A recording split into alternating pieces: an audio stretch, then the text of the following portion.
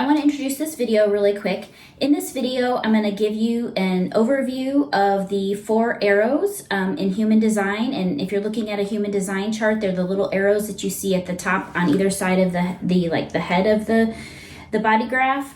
And I'm going to give a quick overview, and then I'm going to do a little bit of a deep dive into the first arrow, which is the top left arrow. I'm going to talk about what that arrow just means generally, what it can mean for us when it comes to productivity, whether we need to have more structure and whether we need to have more fluidity. If you don't really give a crap about human design and you're like, what the heck is this? I think this conversation is still useful and really kind of thinking about leaning in to your true nature and really kind of understanding, okay, is more structure supportive to me in my life, or would more fluidity be more supportive to me in my life, and which would help me be more productive? So stick around. Hope you enjoy this video. All right, so I want to introduce the 4 arrows in human design, and I want to share a little bit why I'm using that as a framework for a larger conversation around productivity. So if you think human design is a bit woo and it's a little crazy and you're like, I'm not sure about this, I still invite you to stick around, because really the conversation is less about the arrows and it's more about, is more structure or more fluidity supportive to you in your life to be and feel more in flow and more productive, okay? So let me just get into the arrows really quick. If you pull your body graph chart or you look at one online, you're going to see that there's 4 arrows at the top of the body graph chart. Those arrows can point either left or right, each one. And whether it's pointed left or right means something different. So in human design, they represent what's called the 4 transformations. The first transformation is digestion. The second is environment. The third is perspective, and the last one is awareness.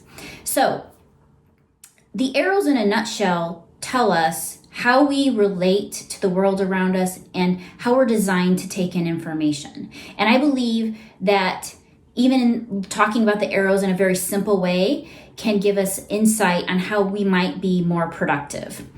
So my first point, this conversation is the tip of the iceberg. A human design body graph chart is so complex. There's so much information in it. So just know, like if you're even thinking about the 4 arrows, there's 16 possible different combinations that somebody can have. And so if you think about it, if you think there's like rubber bands attached to each arrow, they kind of have this push and a pull amongst each other, depending if they're left or they're right.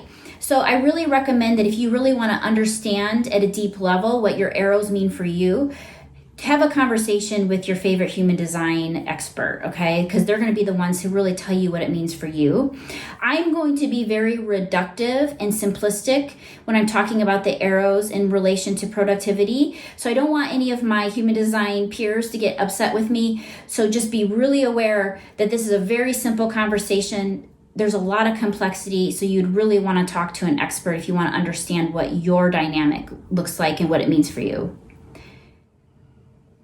All right, so my second point that I need to really hammer in here is experts in human design tell us that we should really not worry about the advanced information in the arrows of our chart until after we have mastered our energy type. So specifically our strategy and our authority for our energy type. So if you are new to human design, I highly recommend go get your chart, put in your information, see what your energy type is. You'll be one of 5 different energy types.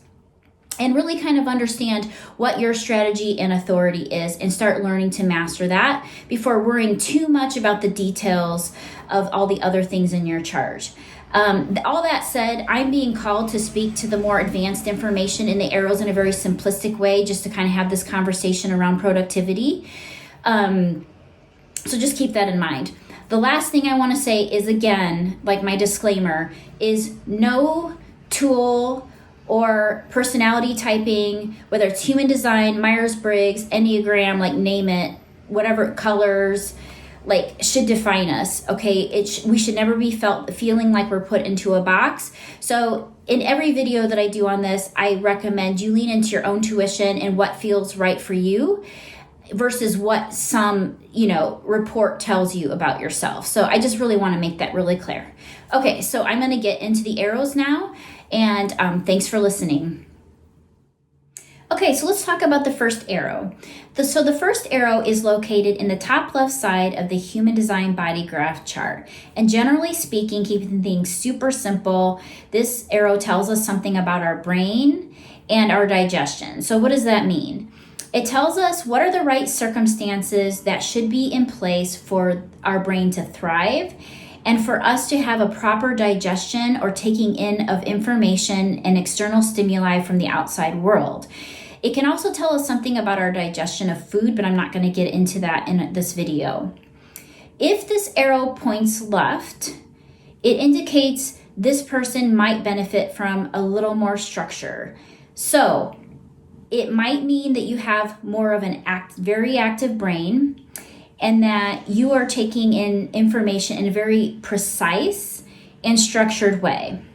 It also means that you may benefit from more routine in your life. So it may be energetically correct for you to feel more supported when you have your day a little bit more planned, you are relying on a familiar routine, and you have a little bit more consistency on the flow of your day. If your arrow points right, it might indicate a little more fluidity might be more beneficial to your flow. So for this person, they may have more of a receptive brain. They're taking in everything in the world around them, including the nuances. They take in and they relate to the world in a more spontaneous way. And variety and freedom in this person's schedule from a day-to-day basis is probably going to feel more supportive to them. It's energetically correct for this person to kind of go with the flow during the day and let go of these rigid systems or expectations versus, of following a specific schedule. Okay, so let's talk a little bit about just structure versus fluidity. So let's just throw the arrows out and just have this conversation around fluidity versus structure. So if you feel like you're being unproductive and you're not in your flow, think about, would more structure feel good to me, or would more fluidity feel more good to me? And have a play with both of them. So from a structure perspective, think about when you do things in a more consistent pattern every single day, does it make you feel more cozy and supported? Does a familiar routine allow you to have more concentration and focus? Does an unplanned day feel chaotic and disruptive to your flow? So if, considering those questions, look for opportunities to put more structure in your day and have a solid routine around a work schedule, around a study schedule, and just see how it feels. If it doesn't feel good, then you might consider injecting more fluidity into your day. All right, so fluidity.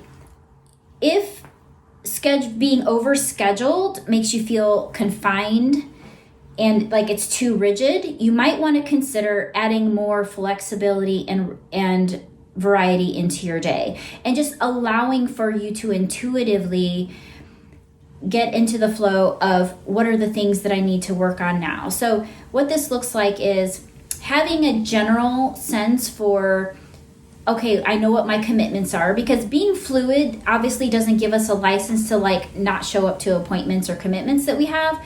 But this person, especially if they need more fluidity, will have a general sense, okay, I know I have these things I have to do today, or these commitments I have to do today, but everything else around it is going to be a bit more fluid. It's going to be a variety. It's not going to be done in a very consistent pattern, and you're going to live more on, lean on more on your intuition and what feels good as far as the things that you're accomplishing and getting done. So if a routine leaves you bored and uninspired, just think more about just allowing for that flexibility and freedom in your day.